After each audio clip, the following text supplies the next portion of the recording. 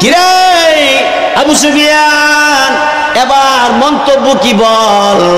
এমনি আবু সুফিয়ান তখন ডাক দিয়ে বলেছিল, শুন, কোরআনুল কারীমের হেফাজতের দায়িত্ব আল্লাহ পাক যখন নিয়েছে, পৃথিবীর কেউ পারবে না কোরআন শরীফকে ঠেকাইতে। আর নাইলে 7 বছর 12 বছর 8 বছরের একটা ছেলে আমার মতো আপনার মতো আত্মাও, আমার আপনার ছেলে সমান, ফের এমনি নাম দিয়ে গেলে বাপের নাম ঠিক মতো কইতারে না, কিন্তু আলহামদুলিল্লাহ সূরা থেকে শুরু করলে নাচ পর্যন্ত মুখস্থ করে না, খতমে তারাবি ঠাস ঠাস করে পড়া এলা। এই পড়া কোন জায়গায় রাখছে আল্লাহ? জোরে কোন আল্লাহু আকবার। এই ব্যাপারে আল্লাহ পাক কোরআন শরীফে বলেছে, ইন্না নাহনু নাযালনা যিকরা ওয়া ইন্না লাহু লাহাফিজুন।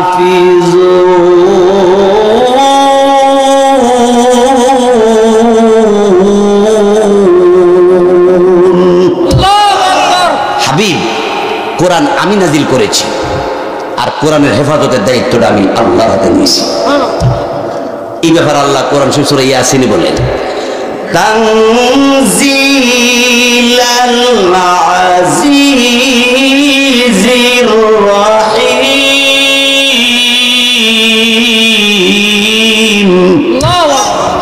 হাবিব, কোরআন তো অবতীর্ণ হয়েছে আজিজুন রাহিমুন, পরাক্রমশালী অত্যন্ত দয়াশীল যিনি, তার পক্ষ থেকে, মহান আল্লাহর পক্ষ থেকে। কোরআন কেউ নিবাইতে পারবে না।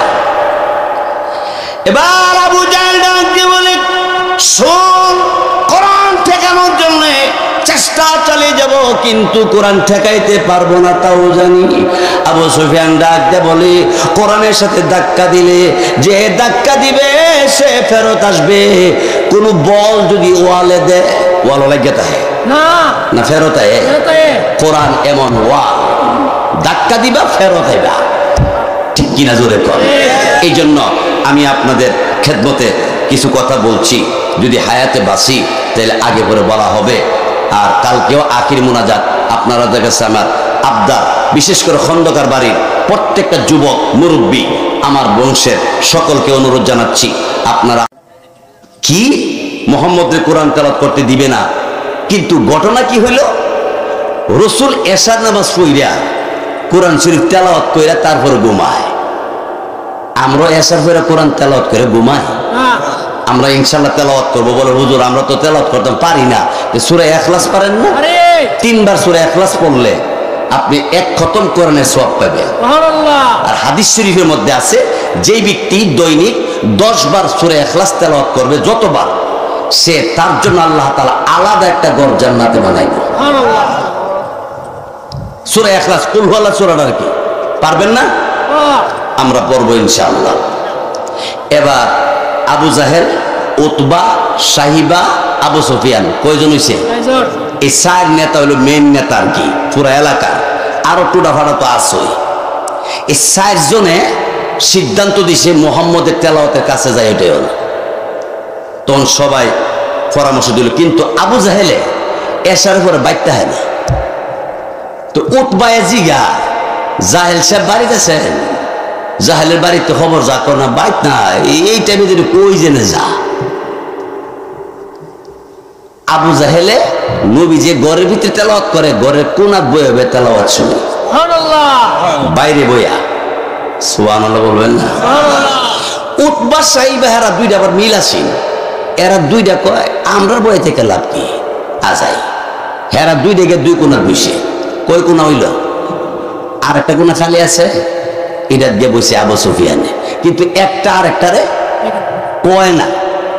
তেলাওয়াত নবী শেষ করে সারলে যার যে ন্যায় পড়ে, কেউ বারসিলাদা, কেউ সাধকপুর দিয়া, কেউ ফয়াগের বুড়ো ঘুষ দিয়ে, যে যে ন্যায় পড়ে।